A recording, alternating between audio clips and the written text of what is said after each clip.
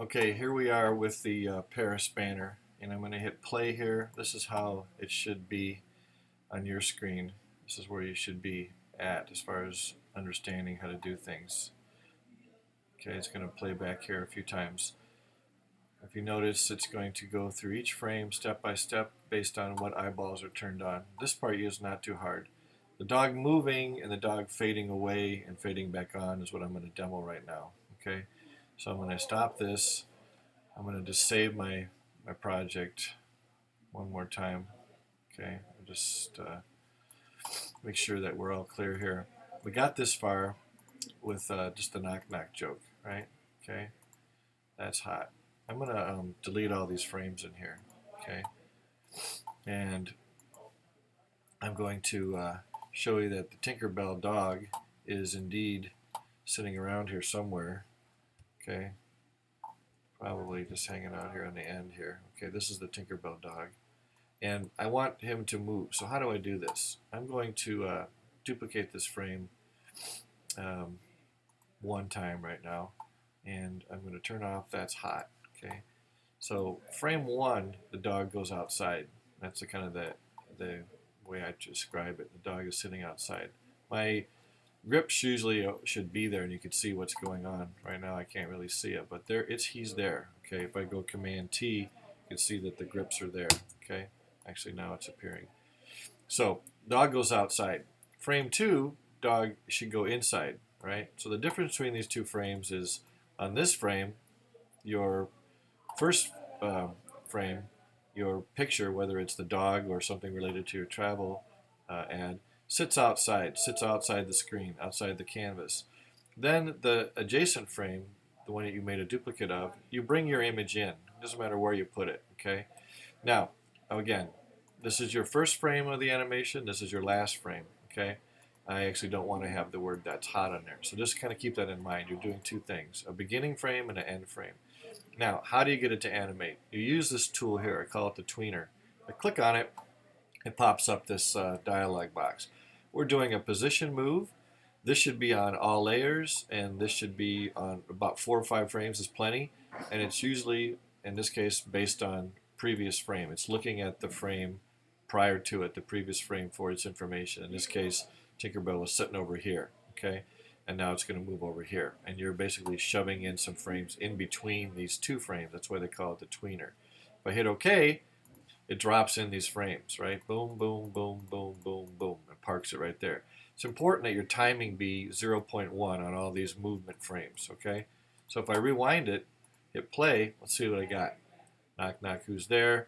Goes through those, gets to the first frame, the dog moves in, and then at the very end is where you could park it for 2 seconds, and you could add that's hot, right? So if I play it back again, rewind it, play it, you can see the knock knock joke, okay? Now the dog moves in, and we have the word that's hot, and it sits there, okay? Turn this off. That's where we all got at a certain point this week. Now, if I want the dog to fade away, I'm going to add a couple more frames, click, click, and on these 2 frames, I'm definitely going to take the word that's hot off of there, okay? And on the first frame, which is your beginning frame, you want it to be at 100%. So I look over here at Tinkerbell's layer, it's 100%. On the last frame, I want Tinkerbell's layer to go down to 0%, okay? So we're going to go from 100% to 0%, okay? And I always end up on the last frame before I click on this tool. Bring it up, make a opacity move, all layers, 4 frames is plenty based on the previous frame. When I hit OK, it's going to drop in some frames right here. Okay, so hit OK. Sure enough, there it goes. It's fading away. Again, you have to have this at fast speed, 0.1 on all these animation frames, all these tweening frames. Okay, so I've got that's hot. It sits for 2 seconds, and I'm going to start to fade this thing away. Okay, this one here can also be 0.1. So if I hit return or rewind and hit play, here it goes. Okay, dog moves in, brum, bump, I like to say, holds it for 2 seconds, and it fades away. And there it sits for 2 seconds also. How do I fade it back up? I'm going to simply make one more duplicate frame. I'm going to change this last frame's opacity to 100%. Notice I start to go up. He starts to get more opaque.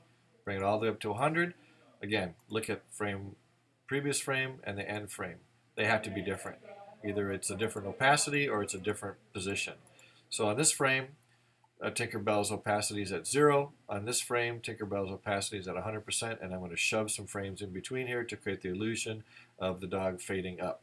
So on this very last frame, I click on my tweener tool, I use an opacity effect, all layers, 4 is plenty, based on the previous frame, hit OK, and there it fades up. Now the only thing that I have to change is the timing, 0.1, okay? Or it could even be no delay, okay? But I'll just leave the 0.1 up there, okay? So this is where he got to become 0. I can put this even at like 1 there, so the transition between fading off and fading on, I have a little bit of a hold there, or I could just make it, 0.1, but in this case, I'm going to just make it 1. So if I rewind it, hit play, you'll see it go through the beginning again. It's going to get to the dog movement up in here, holds it for a second or two, fades away, holds it for a second, and then fades back up. If you can master that, then you're going to be in good shape, okay? And that's it.